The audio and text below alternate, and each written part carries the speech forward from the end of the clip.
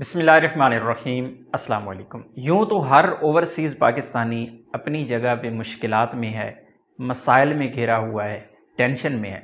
लेकिन कभी कभार कुछ ऐसी मुश्किलात भी होती हैं जो अपनों की वजह से होती हैं और ज़्यादा तकलीफ़ देह होती हैं। ये एक पाकिस्तानी भाई हैं, पहले आप इन्हीं की ज़ुबानी सुनिए और फिर आपको बताते हैं कि मामला हुआ क्या।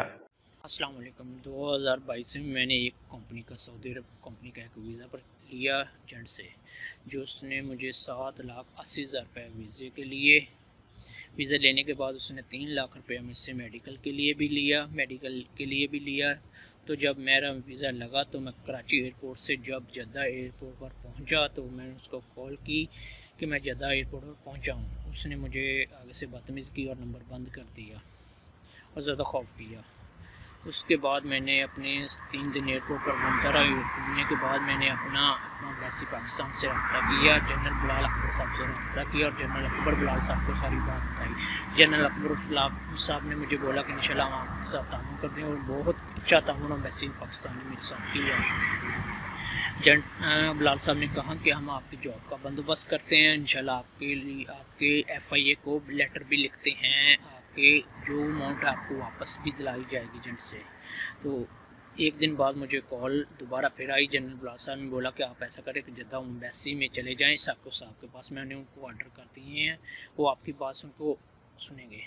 जब मैं साकिब साहब के पास पहुंचा, साकिब साहब को सारी अपनी बात बताई। बात बताने के बाद मैंने उसको अपनी एप्लीकेशन दी। एप्लीकेशन देने के बाद उसने बोला कि इंशाल्लाह हम आपकी जॉब का बंदोबस्त करते हैं। बदकिस्मत से जनरल बिलाल अकबर साहब का ट्रांसफ़र हो चुका। उसके बाद मेरी एप्लीकेशन सफ़ारे में पेंडिंग पड़ी हुई है।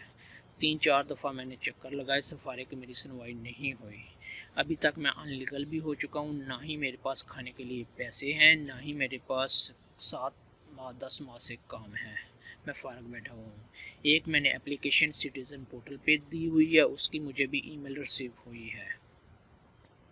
पाकिस्तान से एजेंट ने इनको लूटा, इनसे पैसे लिए, फिर जब कोरोना आया इनका वीज़ा एक्सपायर हुआ, दोबारा मेडिकल के नाम पे, दोबारा वीज़ा लगाने के नाम पे फिर पैसे लिए।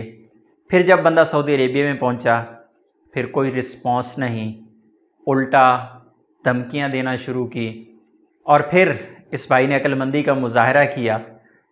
हो सकता है सम टाइम ऐसा भी होता है कि हम जब दोनों तरफ को आमने सामने रख के देखते हैं तो अगला बंदा भी गलत निकल आता है। लेकिन ये भाई क्योंकि काफ़ी ज़्यादा इसरार कर रहे थे कि मैं हर जगह पे जा चुका हूँ, मैं हर मुमकिन कोशिश कर चुका हूँ, मैं मकतब अमल में जा चुका हूँ, मैं फ़लाँ जगह पे गया हूँ, मैं जद्दा एम्बेसी में गया हूँ, मैं रियाद एम्बेसी में गया हूँ, मैं फ़लाँ साहब से मिला हूँ, लेकिन मेरी कोई सुनवाई नहीं हो रही, मेरा कोई हल नहीं निकल रहा, मैं फंस चुका हूँ, ना मैं इधर जा सकता हूँ ना उधर जा सकता हूँ, कहाँ जाऊँ। तो फिर इस वजह से मुझे थोड़ा सा ना इस चीज़ पे अफसोस हुआ कि हम कहेंगे तो सही कि सऊदी अरेबिया में रहते हुए उसे मकतब अमल का सहारा लेना चाहिए, उसे जाके उस कानून का सहारा लेना चाहिए। उसने उसका सहारा लेने की भी कोशिश की, लेकिन जब अपने ही बेसहारा छोड़ दें तो फिर दूसरा कौन सहारा बनता है। वो सारे डॉक्यूमेंट्स, वो सारे प्रूफ भी आपके साथ शेयर कर दिए और आखिर में एक मैसेज जो उनका आखिरी मैसेज था मुझे वो सुनवाने वाला है आपको, ज़रा आप सुनिएगा।